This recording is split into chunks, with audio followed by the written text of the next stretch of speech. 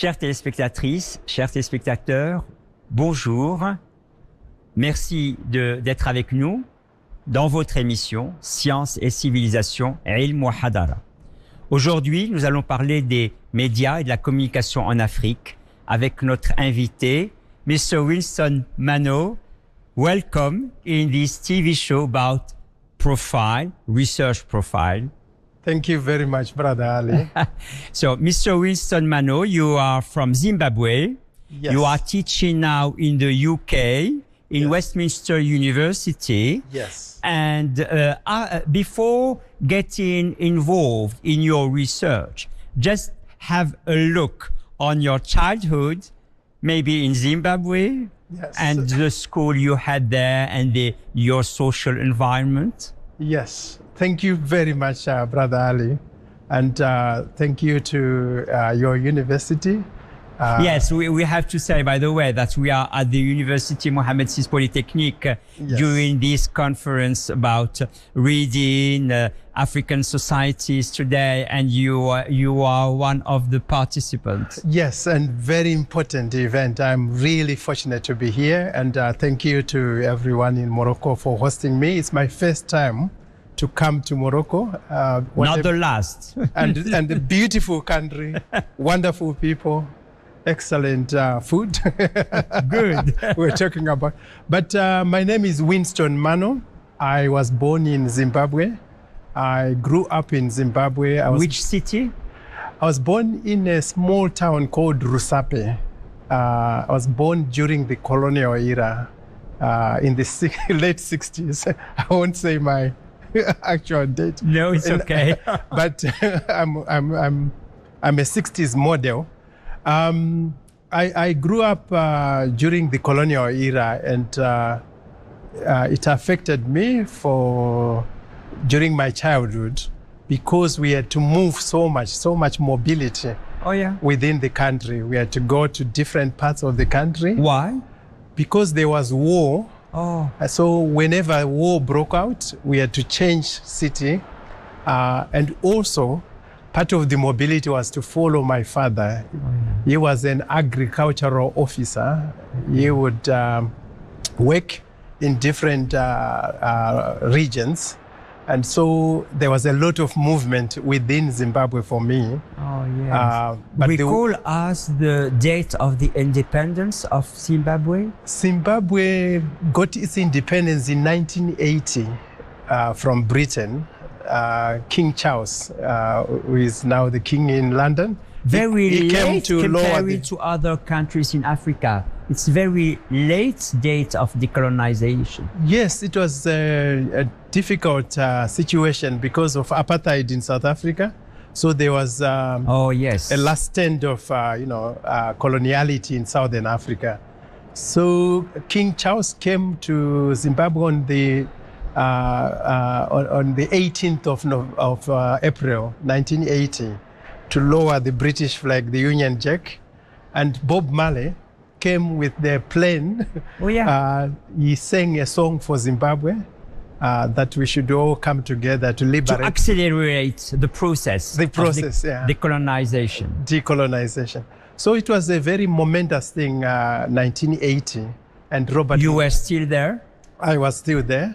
I was 12 years at independence. So I spent 12 years of my life during colonialism. And so for me, it was a great start after colonialism. Decolonization had happened, and we were entering a new period of Zimbabwe. I really was excited into secondary school, thinking this is going to be, a different country and a different dispensation. Yeah. So you live this moment, this experience of decolonization when you were there. It was the moment you are ending your high school, or you are. It was the moment I was just finishing my primary school. Primary school. In 1982, I ended my primary school and started. Oh yes, you are school very young. In 1983. Okay. Thank you very much. But independence brought a lot of expectations, a lot of enthusiasm and hope. And I also saw, people coming from the bush with guns and the expectations and stories, narratives, and the dreams of, changing life. The future of Africa is here. The future of Zimbabwe is here. And I was so excited and lucky to witness that. Oh, yes. Yes. So just at the end of your primary school, and afterward you did all your junior and high school in Zimbabwe? Yes, I went to a mission school, a boarding school. Okay. It was a Christian one. Yes, Christian. So we call it Anglican. Anglican, yes. Christian school. A special kind of Christianity. Yes. So I went there. I was baptized, and it was really good training, and we became Christians as well as young students, hungry for knowledge, but also in a transforming context. Zimbabwe was changing. Yes. And we were looking forward to this. I had 4 years in one school, then 4 years 2 years in another school. Then I. Okay. Yes. Literature and economic. Okay, so your first years in university was also in Zimbabwe. Yes. Okay. Yes. At what moment you joined UK? I studied actually not 1 year in Zimbabwe, 3 years. Your for the bachelor. And then I worked for the newspaper company in Harare. Not as a journalist. I got a job in accounts. Okay. Because of your economic background. Yes, but also I was being encouraged to do accounts. That you can be a chartered accountant. But my mind is creative. I did not like accounts. Okay. So I was smuggling in some book reviews. I wanted to be a journalist. Okay. Yes. So you moved from this work afterward. That training at the newspaper company in Zimbabwe gave me opportunity to go into postgraduate media training in Zimbabwe. The Norwegians had introduced a postgraduate program. They felt that Zimbabwe needed media leaders. So I was lucky to be the second cohort, 10 people. Okay. They said the top 2 people will get a scholarship to go to Norway. Okay. So I worked very hard. That's I nice. was on the plane in 1995 to go to Norway. To Norway. Before UK, you joined Norway. 2.5 years in the snow. Okay. Doing what?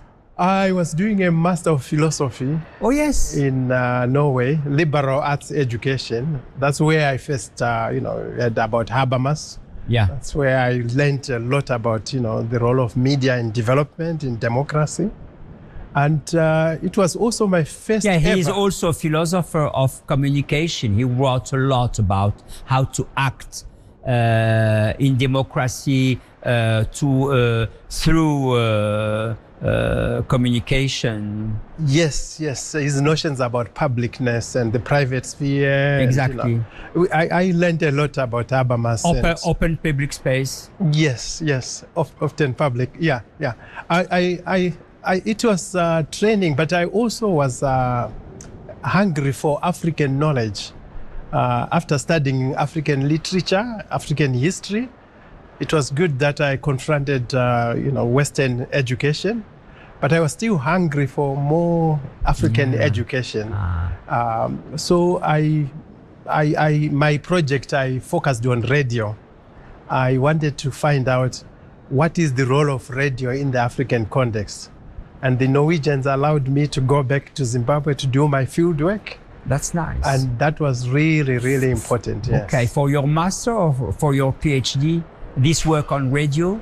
The master was on television. The PhD was on radio.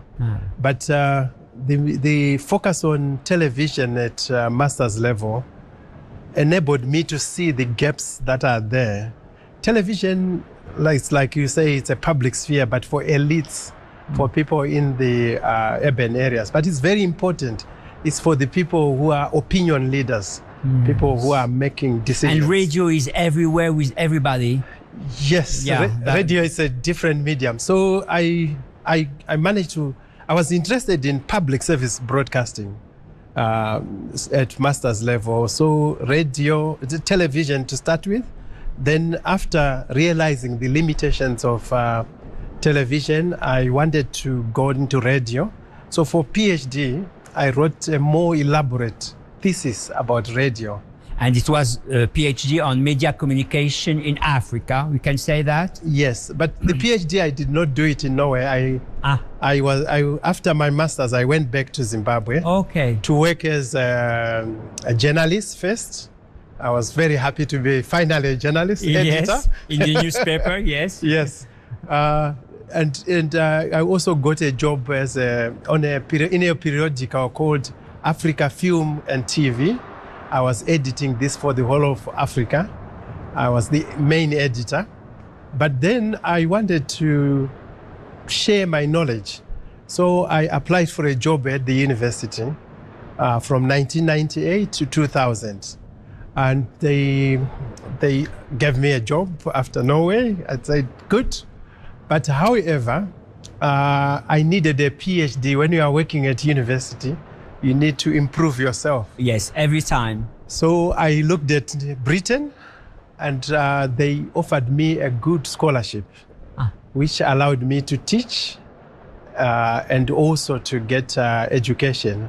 So I would teach for 6 hours a week. Good. And then I get my education from them. Oh, sir. And after your real field as known to us now, it's about, as I said, media and communication Africa, but also you are building a new concept. You are talking about the concept of Afroecology.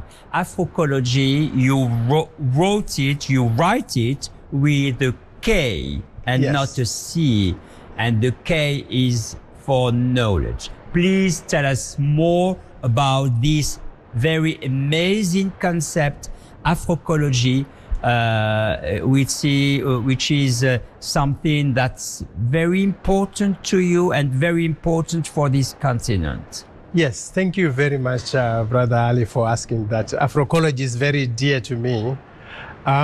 It is coming from that research on radio, where there was a search for self-understanding as African.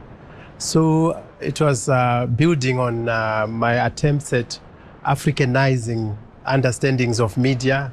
How can we as African have an understanding that can inform our approach to media, to television, to radio, but also to the digital?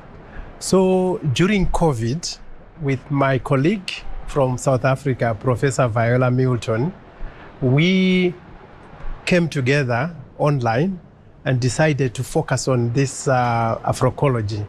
Why Afroecology? Afro is knowledge from Africa. We were responding to a very serious disregard of Africa as a place where there is serious theorization. We were responding to some of the inertia that seems to be there in academia, whereby we cannot have a starting point that is African. So we came up with Afroecology, which was based on critiquing an existing theory. The original Afroecology that attracted us to this was coined by a Ugandan scholar called Dani Nabdere. Dani Nabdere was a historian, and he was very proud about Africa's mothering role. He was proud about restorative epistemology from Africa. But how the word can be shaped from Africa. Yes. That's the main issue. Yes, but we felt that it's not enough the way he had approached it. So in the spirit of academia, we thought we would take it, critique it as an example to students and researchers to say you can get a theory from Africa, you can you can bring criticality to it, build on it so that it works. So what we did not like, for example, about Afroecology was the way it was favoring a more holistic, universal approach to the role of Africa. We wanted a more Africa-centered approach, and we wanted a decolonial approach. We wanted to infuse it with epistemological conviviality, taking the outside in. So we taking the outside in, that's very nice. Well said. The conviviality, and also you make another feature or characteristics of this Afroecology, which is interconnectedness. Yes. Why the connectedness does not suffice? Yes. Why we have to make it interconnectedness and not only connectedness? Yes.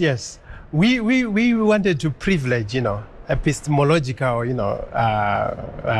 connectivity, to foreground dialogue, and to actually say, look, Africa is a diverse continent.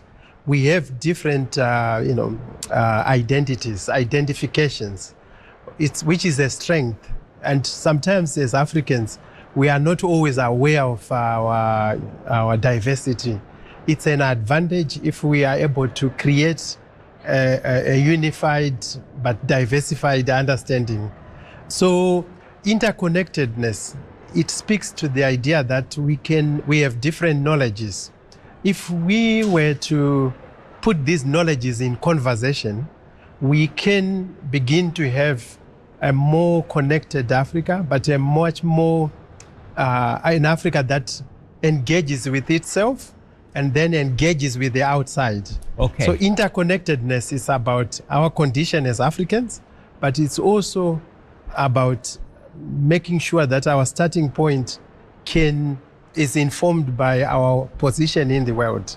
You were speaking about diversity. I think it's very important. Yes. And you have many papers about the process of democratization, which is itself something very diverse in Africa. Yes. You think that we cannot speak of the process of democratization without giving more specific ideas according to this or other, taking into account this or other country. We have always to be specific. I thank you for that, Brother Ali. I think it's a very important point.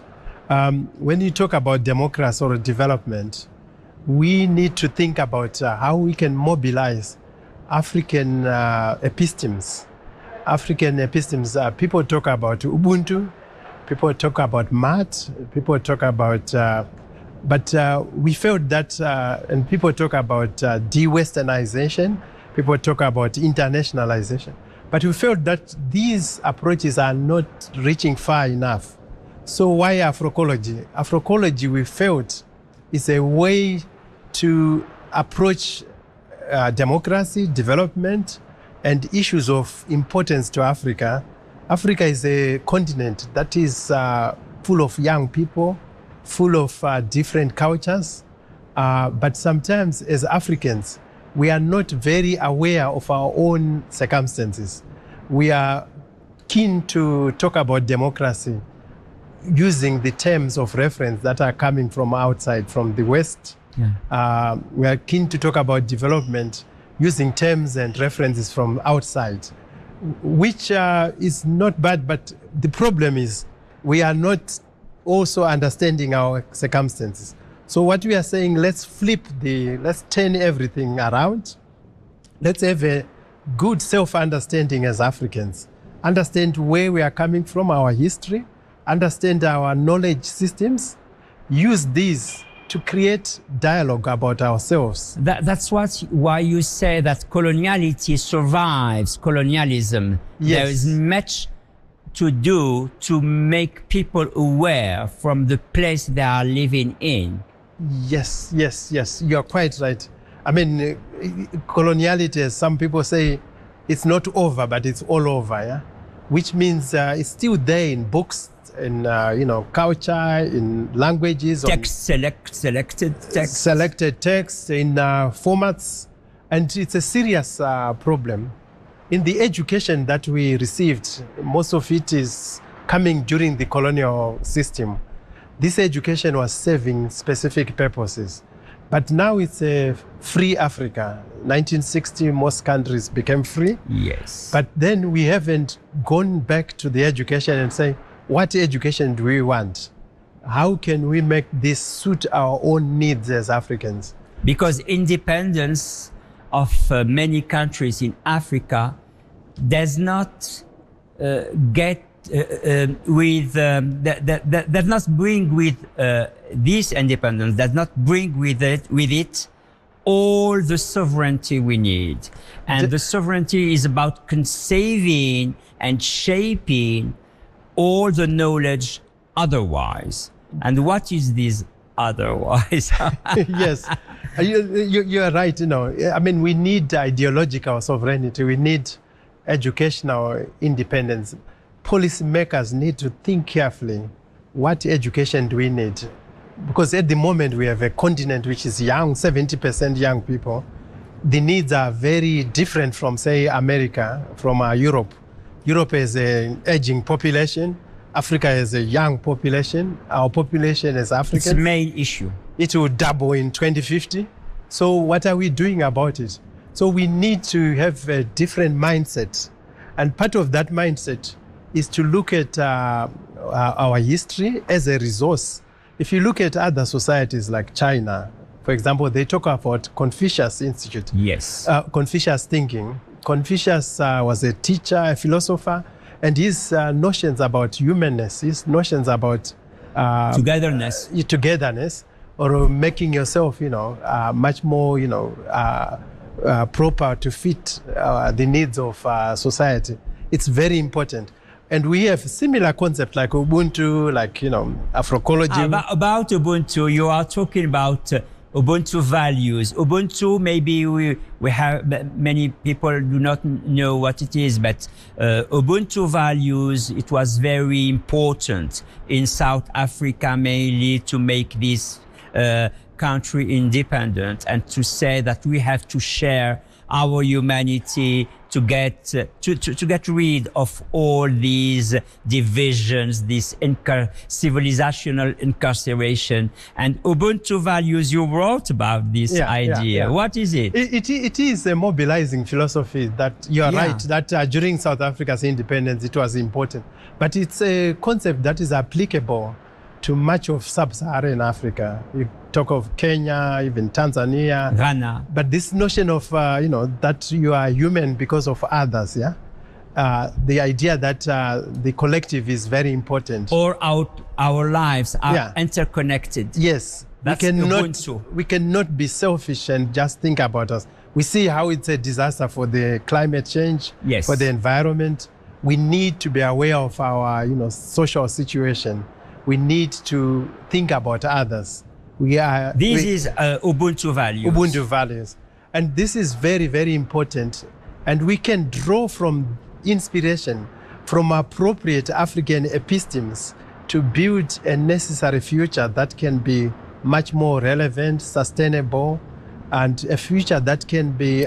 So you are always pointing out the idea of conception, of knowledge, and from it to derive all the social environment and all the sovereignty for African people. Am I right? Yes.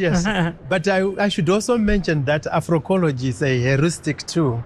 Yes. A heuristic tool is where we use it also to push back on that which is toxic from outside. Coloniality is one of those. There are some things that cannot be decolonized. These things we need to do away with them. Like, for example, racial logics. Racism is not good for Africa. We have people who are speaking 3-4 languages. Yes. We have communities that are together, people work together, people come from different backgrounds. Sometimes our leaders in Africa are not emphasizing the togetherness as much. But during struggle, it was important that people came together. So we need to, Afroecology reminds us of that which is toxic from within Africa, but also from without Africa.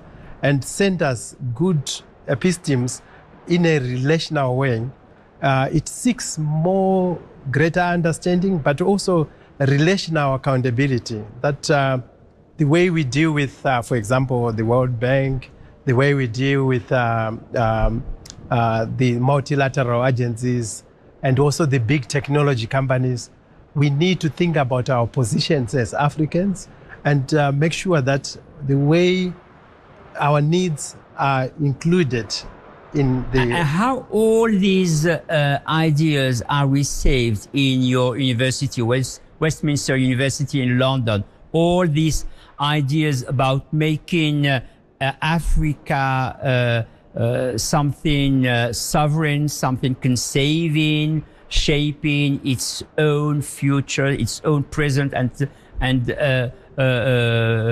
also future. My university is very permissive. It's very permissive. They, for example, ask us to think about decoloniality in our work. Yes. They ask us to include decoloniality in our research, in our praxis, and in what we do with other organizations. So decoloniality is something that we are including even in the text to make sure that this way we select books is inclusive, but also driven by relevance. We have students who are coming from over 150 countries at our university. That's important. And we try to... A melting pot. It is. Good. London. You were mentioning before China and how China deals with its own tradition. And I know that you were also aware of the way China is present in Africa and in South Africa and Zimbabwe as well. Is it just economical presence or? China has been Africa's friend for a long time. During the liberation struggle, China offered African countries some, weapons to fight the struggle, but also training. So China has been had a long presence. A lot of people look at China now. Just they think, now, yes. No. It's a pavilion. It's not a pavilion. Elsewhere. It comes from way back. And the important thing is that China has put just 5% of its global investment into Africa. But sometimes the narrative is so much ignoring that China is doing so in Europe, in America, and in Latin America, in Asia itself. But there are some very important positives from China. The fact that it is used to dealing with the problems that affect a large population. We can learn from it. They are making some apps that are good, but there are also some challenges and differences. And we also need to see carefully what can we learn from China, what can we unlearn from China, because decoloniality is learning, it's unlearning, it's rethinking. This is why I said we need to center African needs in our approach to dealing with China. But China is a fascination. When you go to China, it's a fascinating place. Why? Because they have centralized power. They have decentralized economy. At the moment, it's delivering for its population, and it has delivered more people out of poverty into middle class than at any other time in world history. So we should take our heads off and learn from China. Yes. Thank you. We come to the end of this show. Thank you for witnessing all the kinds of witness, togetherness, relatedness between people and between people in Africa. Thank you so much, Mr. Thank you, Brother Ali. Thank you very much. Winston Mano. Chères téléspectatrices, chers téléspectateurs, je vous remercie de votre écoute, toujours attentive, et vous donne rendez-vous à une prochaine séance. À très bientôt. Au revoir. Shukran.